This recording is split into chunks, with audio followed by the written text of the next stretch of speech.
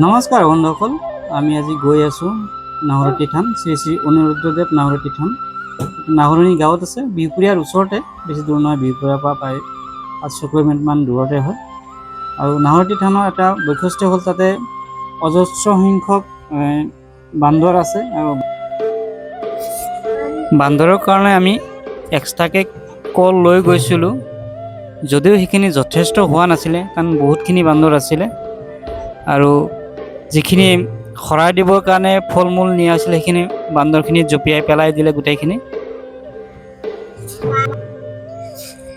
বস্তুখিনি পেলাই দিছিল, যদি বিশেষ একো অসুবিধা হোৱা নাছিলে। আমি চাকি দিব পাৰিলোঁ ধুনীয়াকৈ ভিতৰত গৈ।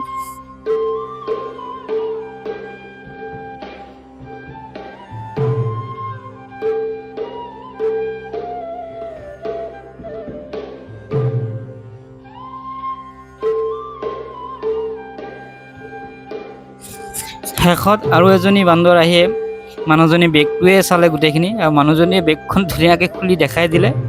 তাৰপিছত ধুনীয়াকৈ বহি থাকিলে, একো অসুবিধা নকৰিলে।